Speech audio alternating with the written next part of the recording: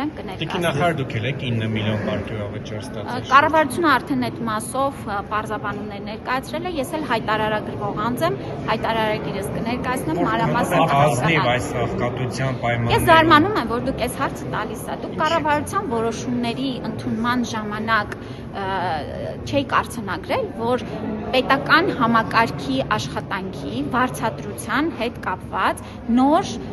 ուրեմն որոշում է կայացվել, եւ սա վերաբերում է ամբողջ պետական համակարգին։ Դրան նախորդել էր վարչապետի հանդիպումը պետական համակարգի մեր մարմինների աշխատակիցների հետ, եւ մենք խնդիր ունենք մեր պետական համակարգում ներգրավելու մասնագետների եւ պահելու այն ռեսուրսը, ինչը որ մեզ օգնելու է մեր պետության զարգացման համար։ Նշվել է, որ 2017 թվականից առ այսօր Հայաստանի Հանրապետության բյուջեի նման աճը ենթադրում է կրկնակի, եռակի, քառակի աշխատանք, ինչին մենք պետք է անդրադառնանք։ Դուք բոլորդ ներողություն հարց եք տվել, թույլ տվեք պատասխանեմ։ Դուք բոլորդ ուզում եք, որ պետական համակարգը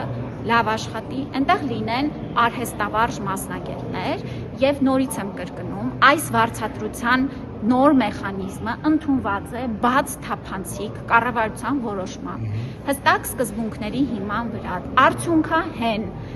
բոլոր պետական մարմինները ունեցել են հաշվետվողական առանձին ձևաչափ իրենց կատարած աշխատանքի առաջնահերթություններին հասնելու եւ այո պետական համակարգը ստացել է համապատասխան փոխհատուցում